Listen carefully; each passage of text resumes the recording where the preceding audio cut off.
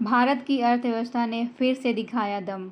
चौथी तिमाही GDP growth 7.8% तक पहुंची, लेकिन क्या इसका फ़ायदा आम आदमी तक पहुंचेगा? 7.7% की जीडीपी ग्रोथ ने भारत को दुनिया की सबसे तेज़ी से बढ़ने वाली बड़ी अर्थव्यवस्थाओं में बनाए रखा। आखिर इसका राज क्या है? खबरों में देखा जाए तो वित्त वर्ष 2025-26 में भारत की जीडीपी वृद्धि 7.7% रहे। चौथी तिमाही में ये 7.8% तक पहुंचने का यहाँ पर आंकड़ा प्रस्तुत किया गया है। यह अनुमान बेहतर प्रदर्शन माना जा रहा है और भारत को दुनिया की सबसे तेज़ी से बढ़ने वाली प्रमुख अर्थव्यवस्था में यहाँ पर एक अलग स्थान बनाए रखने का श्रेय मिल रहा है। सबसे पहले ये जानते हैं कि आखिर जीडीपी होता क्या है। जैसे कि अगर हम देखें, ग्रॉस डोमेस्टिक प्रोडक्ट किसी देश की सीमाओं के भीतर एक वर्ष में उत्पादित सभी अंतिम वस्तुओं और सेवाओं का कुल मौद्रिक मूल्य जीडीपी कहलाता है। जीडीपी आंकड़े को अगर जारी करने के बारे में कहा जाए तो भारत में ministry of statistics and programmes implementation के अंतर्गत कार्यरत नेशनल स्टैटिस्टिक्स ऑफिस जो है ये इसे जारी करता है। सबसे पहले अगर हम देखें, इसे जारी करने का 4 चरण होता है, जिसमें सबसे पहले अप्रैल से जून में ये 3 माह के अंतर्गत ये आता है। उसके बाद फिर जुलाई से सितंबर, अक्टूबर से दिसंबर और फिर जनवरी से मार्च। इसके बाद फिर पूरे साल का एक आंकड़ा यहाँ पे प्रस्तुत किया जाता है। यहाँ पे देखा जाए तो कुछ अनुमानित वृद्धि दर दिखाया गया है, जिसमें कृषि और यहाँ पर कृषि संबंध जो क्षेत्र है इसमें लगभग जो है 3.1% से 3.6% तक का वृद्धि देखने को मिला है। विनिर्माण क्षेत्रों में 7.3% का, उसी प्रकार निर्माण क्षेत्रों में 8% से ज़्यादा यहाँ पर मिला है। सेवा क्षेत्र में 7 से लेकर के 9% तक में यहाँ पर अनुमानित वृद्धि देखने को मिला है। निजी निवेश में ये 10.8% पहुँच गया है और फिर निजी उपभोग में 7.1% तक पहुँच चुका है। ये कुछ अनुमानित दर है जो कि यहाँ पे आंकड़ों के हिसाब से प्रस्तुत किया गया है।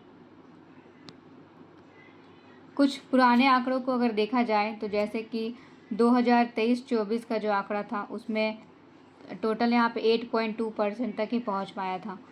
फिर इसमें 2024-25 का अगर आंकड़ा देखा जाए तो ये 7.1% पहुँच गया था और अभी वर्तमान में 25-26 का अगर बात करें तो ये 7.7% तक पहुँच गया, यानी कि पिछले साल की अपेक्षा इसमें 6% की वृद्धि देखने को हमें मिल रही है। सबसे बड़ा योगदान किसका है? इसमें अगर देखा जाए तो सेवा क्षेत्र सबसे आगे है, जिसमें 55% तक का योगदान यहाँ पे दिखाया गया है।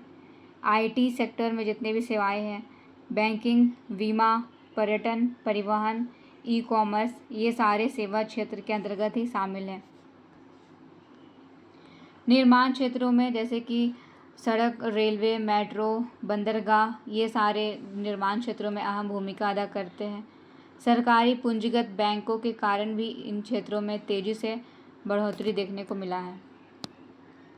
विनिर्माण क्षेत्र की अगर बात करें तो मेक इन इंडिया के तहत फिर इसमें पीएलआई योजना और इलेक्ट्रॉनिक्स और जितने भी रक्षा उत्पादन है ये सारे इसके अंतर्गत शामिल हैं और ये बहुत ही यहाँ पर अहम, जैसे कि अगर हम बात करें मेक इन इंडिया का तो ये एक अलग ही यहाँ पे एक आंकड़ा प्रस्तुत करता है, जहाँ जो विनिर्माण क्षेत्र इसमें देखने को हमने मिली है किस प्रकार से बढ़ोतरी हो रही है।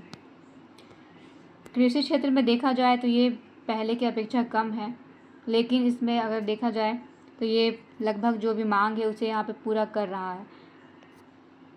3 से लेकर के यहाँ पे 4% तक का यहाँ पे देखा गया है, लेकिन इसमें ग्रामीण मांग को स्थिर रखा गया है और अर्थव्यवस्था को यहाँ पे कुछ बाहरी झटकाव देखने को नहीं मिली है। एक प्रकार से कहें तो इसमें ज़्यादा बढ़ोतरी नहीं हुई है, लेकिन कम भी नहीं हुई है, लगभग ये बराबर है। जीडीपी वृद्धि का प्रभाव क्या क्या पड़ता है? इसके कुछ सकारात्मक प्रभाव पड़ते हैं, जैसे कि आर्थिक दृष्टि से अगर देखा जाए तो रोजगार के अवसर यहाँ पे बढ़ेंगे आय में वृद्धि होगी, निवेश आकर्षित होगा और सरकार को अधिक कर प्राप्त होगा। जब हमारा जीडीपी बढ़ता है तो ये कुछ सकारात्मक प्रभावों को हमारे सामने प्रस्तुत करता है।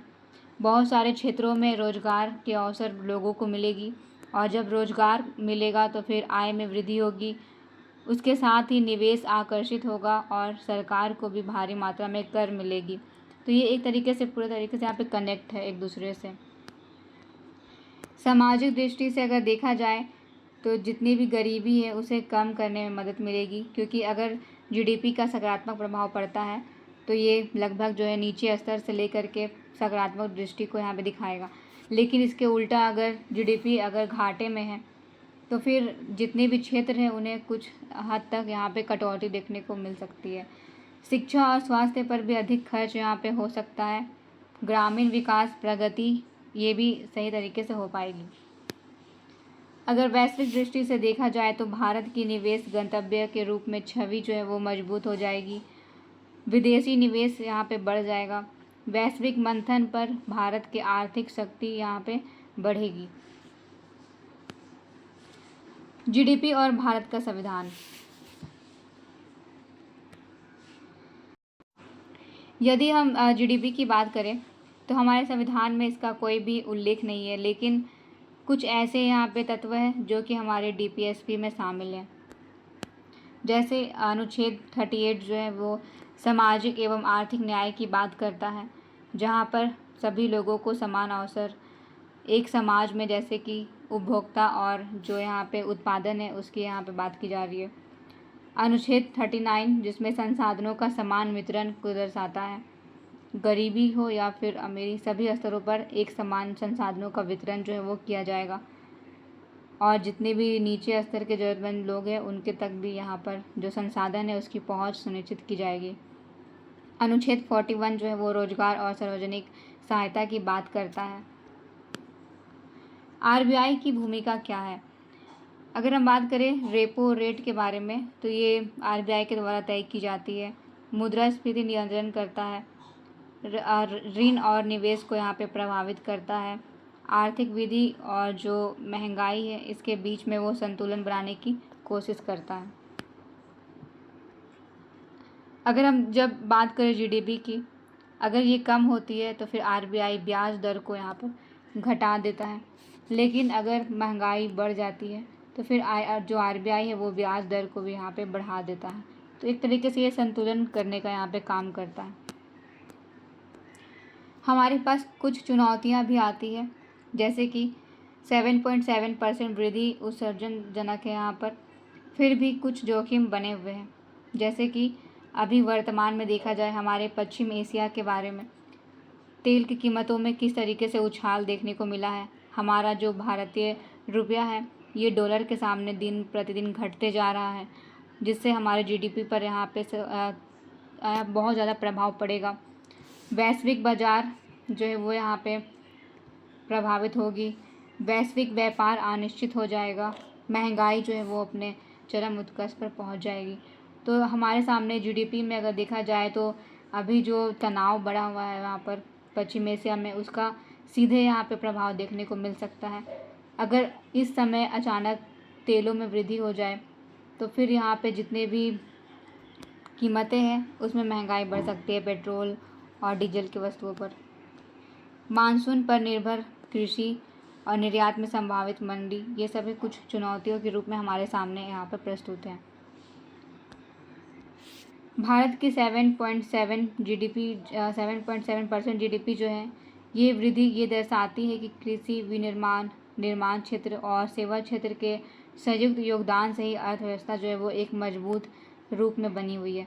लेकिन केवल उच्च जीडीपी वृद्धि पर्याप्त नहीं है, बल्कि इसमें समावेशी विकास की आवश्यकता है, जहाँ पे रोजगार का सृजन हो, क्षेत्रीय संतुलन बना रहे, सामाजिक न्याय परिवर्तन जो है वो यहाँ पर ना हो और एक तरीके से भारत एक विकसित राष्ट्र के रूप में यहाँ पर आगे बढ़ सके और सफल हो सके। तो एक तरीके से यहाँ पे जीडीपी का वृद्धि होना यहाँ पर जो रोजगार का स्तर है उसमें वृद्धि होने का एक उदाहरण को यहाँ पे साबित करेगा, तभी जा कर के जीडीपी जो है वो एक सकारात्मक दृष्टि को दिखाएगी। लेकिन अगर देखा जाए जीडीपी में वृद्धि हो रही है लेकिन हमारे जो निचले स्तर के जो लोग हैं उन्हें रोज़गार नहीं मिल पा रहा है। असंतुलन तरीके से यहाँ पे ढांचा जो बना हुआ है, पर्याप्त सुविधाएँ जो है वो नहीं मिल पा रही है। तो फिर इस स्थिति में जीडीपी का वृद्धि यहाँ पर असंतुलित रूप से प्रभाव डालेगा।